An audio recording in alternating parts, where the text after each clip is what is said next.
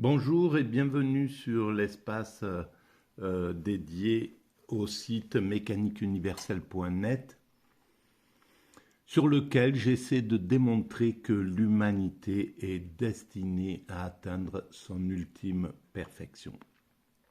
Cette ultime perfection, c'est la paix universelle. Alors voilà, moi comment je l'imagine, c'est évidemment, c'est quelque chose qui concerne notre futur. Il reste encore quelques siècles de travail, même si nous sommes très proches de cette concrétisation. Au fond,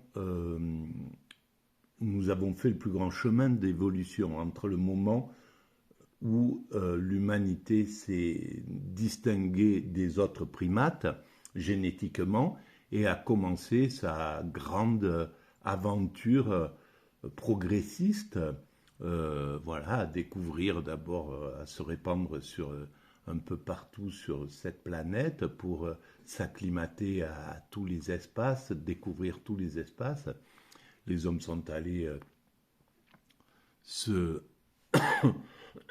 peu importe la motivation, mais on s'est adapté aux glaces et aux froids les plus intenses, on s'est adapté aux déserts les plus chauds, on s'est adapté à la forêt amazonienne la plus perdue, on s'est adapté, etc., etc. On a traversé les mers pour aller s'installer sur les îles. Voilà. Et donc, et puis bon, on a découvert la pierre, les outils, on a découvert la culture, on a découvert, puis d'abord on a été dans le nomadisme, etc., etc. On a découvert le langage, on l'a sophistiqué ce langage. On a découvert puis l'écriture et bon, voilà, puis le progrès qui nous a amenés à ce que nous sommes. Et non seulement ce progrès-là, mais également le progrès moral, le progrès, le, les lois, la législation, partie de quelques interdits, des tabous, etc. D'abord, tout ce que tout cela vient de nos origines primates, c'est-à-dire que la morale est déjà présente instinctivement, l'embryon de notre morale, de notre éthique, est déjà présente chez nos cousins singes, et donc quand nous étions des primates naturels. La réconciliation, le goût de fraternité, l'amour du prochain, etc. Voilà, qui ont évolué de façon exponentielle dans l'humanité, pas au niveau qualitatif, mais au niveau, on va dire, quantitatif. Le fond amour est le même, mais l'expression de l'amour s'est développée. Voilà, c'est une autre chose. On a réussi à amener l'amour, par exemple, à quelque chose qui est l'entraide gratuite, voilà,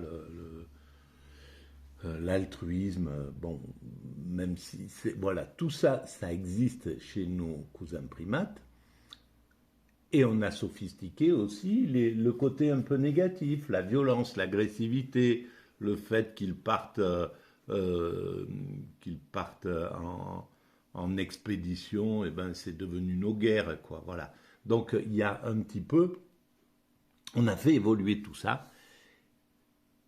Il y a 300 ou 500 millions d'années, je ne sais pas combien, on était à un niveau, puis voilà, en 300 millions d'années, on a fait un progrès considérable pour arriver jusqu'ici, et là, et progressivement, on est passé également aussi des petits groupes restreints, c'est-à-dire des petits clans d'abord des petits groupes d'hommes qui se sont promenés, puis qui se sont, voilà, acclimatés à cette planète, à ce paradis qu'est la Terre, ils ont dû vaincre des prédateurs, s'organiser, etc. Voilà, chercher à comprendre pourquoi ils étaient dans ce monde, quel était le sens de tout ça, etc. Et puis, et découvrir tout ce qu'on a découvert. Et progressivement, ils se sont, nos ancêtres ont construit l'unification progressive. Plusieurs groupes se sont formés, se sont assemblés pour former des tribus. Puis plusieurs tribus, à un certain moment, se sont assemblées pour devenir des cités. Puis les cités, plusieurs cités se sont assemblées pour devenir des pays. Puis les pays sont devenus des nations. Puis les nations, aujourd'hui, essayent de se fédérer sur quelque chose de plus important qu'est l'humanité. Et c'est pourquoi mon site s'appelle, c'est pourquoi je dis l'humanité est destinée à atteindre son ultime perfection. J'explique aussi pourquoi je dis ultime perfection. Donc, c'est l'humanité qui est le fondement. Voilà, toutes nos autres appartenances, quelles qu'elles soient, voilà, j'appartiens à telle communauté religieuse, j'appartiens à telle nation, j'appartiens à telle famille, toutes ces appartenances sont des illusions. On croit qu'on travaille pour elles, et en réalité, on travaille pour l'humanité. C'est l'humanité qui perdure. Voilà. Les clans d'il y a 15 000 ans n'existent plus aujourd'hui. Les communautés religieuses dans lesquelles nous sommes chacun plus ou moins affiliés n'existaient pas il y a 15 000 ans. Voilà.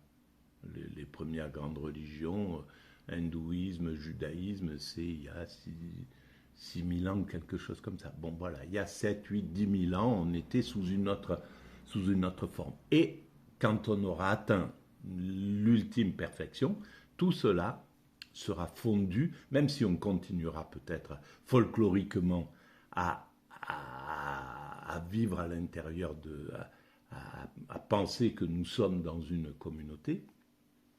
Le fond, ça sera les communautés sont destinées les communautés spirituelles sont destinées à fusionner sans se fondre. Je ne pense pas qu'elles se fondent, mais à prendre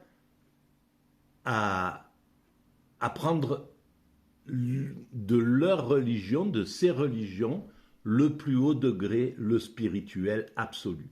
Et le spirituel absolu, toutes les religions le savent, c'est l'accession à l'extase, le nirvana, le fana, l'éveil, le samadhi, peu importe comment on appelle cet état transcendant, cet état sublime, cet état absolument incroyable de l'extase qui nous permet de comprendre viscéralement, organiquement le monde, qui nous permet de transcender la mort, qui nous permet, etc. Cet état-là, il est extraordinaire. Tous les écrits, tous ceux qui en ont fait l'expérience au cours des millénaires, et toutes les religions sont nées de ces états d'extase, à mon sens. Voilà, c'est des extatiques qui ont été au contact, qui ont compris la réalité, la vraie réalité, qui n'est pas l'illusion dans laquelle nous vivons, la vraie réalité, qui l'ont compris et qui ont réussi à l'expliquer et à penser que, voilà, ils avaient été enseignés, ils ont conçu qu'ils avaient été enseignés, qu'ils avaient reçu, en fait, ce guidage du divin, du principe créateur, du principe créateur. C'est ce qui a donné ce que nous connaissons. Mais toutes ces religions sont unies par l'extase. Voilà. Comme nous sommes tous unis par l'humanité, par le fait d'appartenir à l'humanité. C'est ce qui est transcendant, en fait. Voilà. Et donc,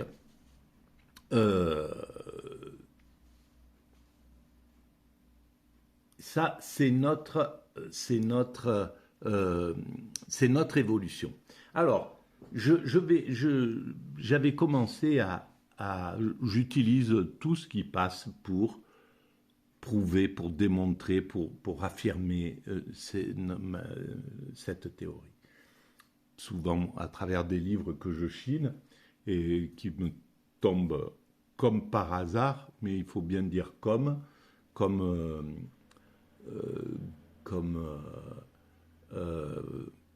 on peut dire aussi comme maître et possesseur de la nature, et non pas maître et possesseur de la nature, comme par hasard et non pas par hasard, donc à travers des ouvrages ou à travers des émissions que j'écoute souvent la nuit, et une en particulier, avec philosophie, qui s'appelait autrement avant. Il y a eu plusieurs, ça fait des années et des années que j'écoute ces émissions, ces podcasts sur France Culture, à qui je dois une grande partie de mes connaissances. Je pense que j'ai baigné grâce à... C'est pas les livres, j'ai pas les moyens de lire de façon assez à me concentrer vraiment. J'ai pas fait d'études et c'est très compliqué pour moi de lire. Donc l'écoute, c'est quelque chose d'extraordinaire. Et la France, si c'est des fleurons, France Culture, ce sont des sortes de fleurons s'il y a des choses qui sont magiques et magnifiques dans cette nation, dans notre nation, c'est bien ce genre de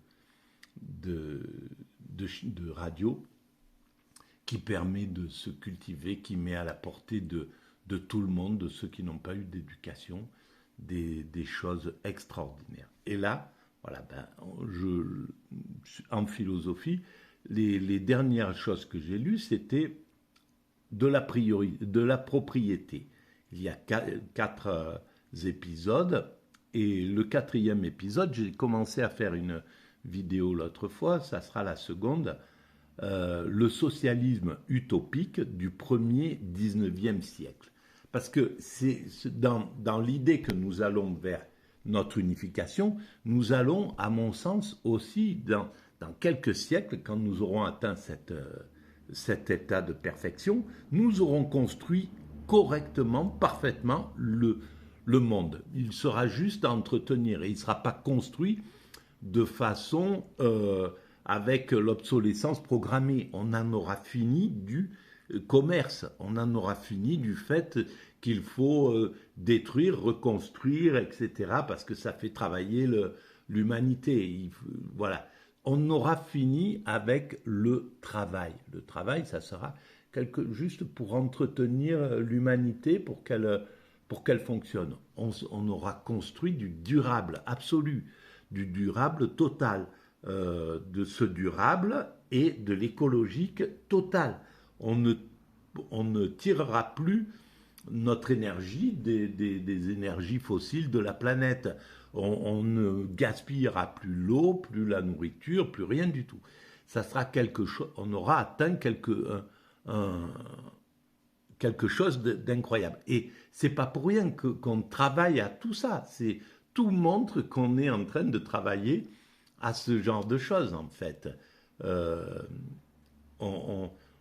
on vient de mettre le pied dans l'ère écologique. Il faudra peut-être 1, 2, 3, 4 siècles, c'est possible. Et la perfection arrivera au bout. Et au bout, il n'y a plus de propriété.